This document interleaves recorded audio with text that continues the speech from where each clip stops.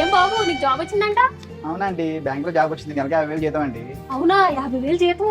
నాకు తెలుసు బాబు, నువ్వు ఏదో ఒక రోజు సాధిస్తావని. మా పిల్లలకు కూడా రోజు అదే చెప్తాను, అన్నేలాగా చదువుకుంటారా అని. సరే అండి, లేట్ అవుతుంది, వెళ్తున్నాను. సరే బాబు, జాగ్రత్త.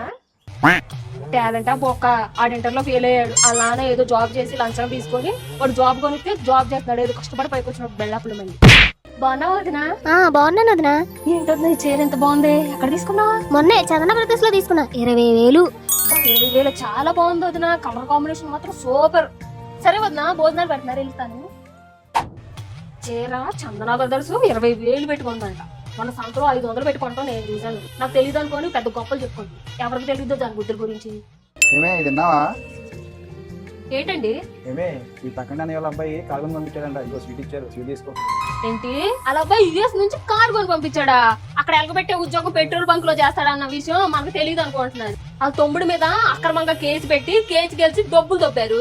వాటిలు పెట్టి కొన్నామంటే నవ్వుతారు కదా, అందుకనే వాళ్ళ కొడుకు పేరు చెప్పుకొని చెప్తున్నారు. ఎవరికి తెలియదు వీళ్ళ బుద్ధుల గురించి. ఏంటోదినా, ఏం చేస్తున్నావు? ముగ్గేస్తున్నా వదినా. ముగ్గు చాలా బాగుంది వదినా. ఎవరికి తెలియదు దీని గురించి, నేను ఏం చెప్తే అది చేసేది. ఇప్పుడే నేను ముగ్గేసి ఎలా చేసి తుడుకొని వస్తున్నాను, అప్పుడే ముగ్గేస్తాను తయారైంది. నేను చీరలు కొంటది, నగలు కొంటది, ఏం చెప్తే అది చెప్తే. ముగ్గులు మాత్రం కొంగు కట్టేసుకొని తిరిగి దీని గురించి అంతా చెప్పుకోవడమే ఊరంతా.